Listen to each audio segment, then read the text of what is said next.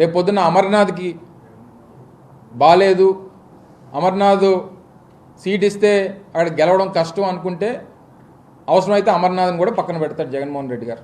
దాంట్లో ఎవరు అతీతులు కాదు. ఒకళ్ళు పక్కన పెడితే జెండాలు పట్టుకొని తిరుగుతాం తప్ప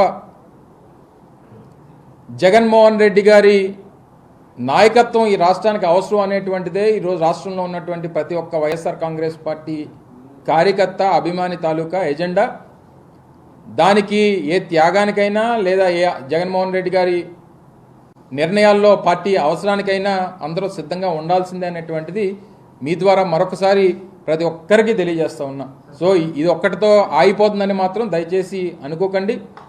మొన్న 11 మంది నూతన సమన్వయకర్తల్ని మన పార్టీ ప్రకటించింది. రానున్నటువంటి కాలంలో కూడా మరికొన్ని నిర్ణయాలు ఉంటాయి. ఆ నిర్ణయాలకి అందరూ కూడా దానికి కట్టుబడి ఉండాలి. జగన్మోహన్ రెడ్డి గారు తీసుకున్నటువంటి నిర్ణయాలకి అనుగుణంగా పనిచేయాలనేటువంటిది మాత్రం మరొకసారి తెలియజేస్తా ఉన్నాం. ఎవరు వినిపించారు? మీరు వినిపించుకుంటే సరిపోద్ది. మీ అంతా మీరు వినిపించుకుంటే నన్నేం చేయమంటారు?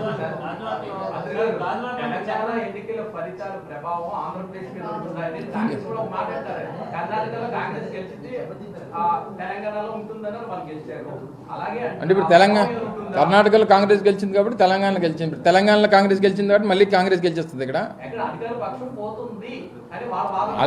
వాదనకి ఏముంది? బోల్డ్ అని చేయొచ్చు. వాదనకి ఏముందమ్మా? వాదనకి బోల్డ్ అని వాదన చేయొచ్చు.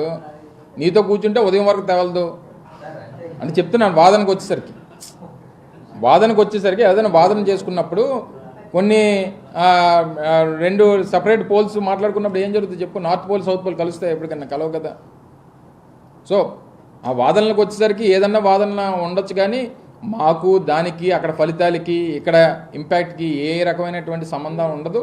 మేము చేసినటువంటిది మేము ప్రజలకు చెప్పుకుంటున్నాం, ప్రజలకు చెప్పేటువంటి కార్యక్రమం చేస్తున్నాం. ప్రజల నుంచి ఆ పూర్తి మద్దతు మేము గ్రామాల్లోకి వెళ్ళినప్పుడు కనబడుతుంది. ఇంకా అవన్నీ ఇంకేదో చెప్పాను. ఏం తప్పే ఉంది? కేఏ పాల్ కూడా చేస్తున్నాడు 170 స్థానాల్లోనే. మనం చేయలేదా?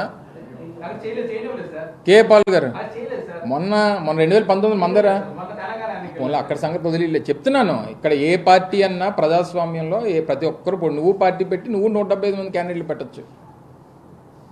అది కాంగ్రెస్ పార్టీ అయినా జాతీయ పార్టీ తప్పే ఉంది. 170 సీట్లు పెడితే పెట్టమనండి.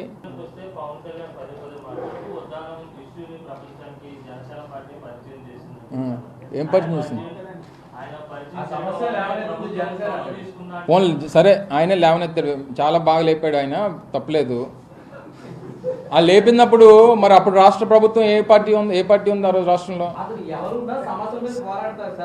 సరే, ఒక మాట చెప్పండి. ఇప్పుడు ఆయన ఆ సమస్యలు లేవనెత్తాడని చెప్పి ఆయన చెప్పుకుంటున్నాడు. 2014 నుంచి కాదు కదా, ఎప్పటి నుంచో ఉంది ఇష్యూ.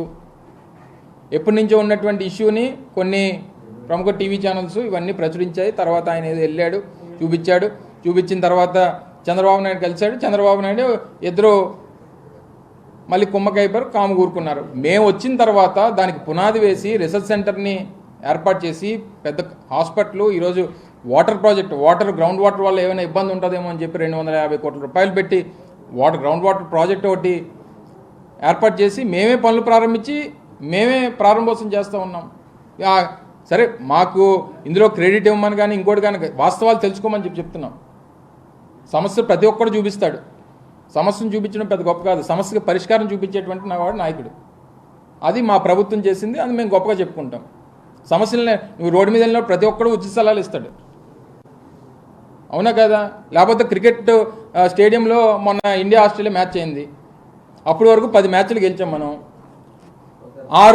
ఇండియా ఆస్ట్రేలియా మా ఫైనల్. మీరు ఎక్కడికి పోనీ ఎవరైతే వాళ్ళు ఇప్పుడు అక్కడ 1,20,000 మంది ఉన్నారు స్టేడియంలో. రోహిత్ శర్మ షాట్ కొట్టాడు, అవుట్ అయిపోయాడు, బ్రహ్మాండమైన క్యాచ్ పెట్టాడు. ఇక్కడ కూర్చుని 110 మంది ఏంటి, 1,10,000 మంది ఏం చెప్తారు? అరే నేనైతే అలా కొట్టేవాడిని అని చెప్తాడు. ఆడినోడు తెలుస్తుంది, అవునా కదా? ఇక్కడ కూర్చున్నాడు ప్రతి ఒక్కరు సలహా ఇస్తాడు.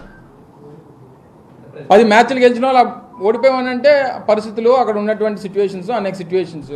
అక్కడ కూర్చొని 130 కోట్ల మంది ప్రజలు దేశంలో ఉన్న వాళ్ళందరూ చెప్పేస్తుంటారు రోహిత్ శర్మ అలా కాదు ఇలా ఆడుంటే బాగున్నావు, కోహ్లీ ఈ షాట్ కొట్టు కాదు ఆ షాట్ కొట్టుంటే బాగుంది. నీకు బ్యాట్ అయితే తెలుస్తుంది.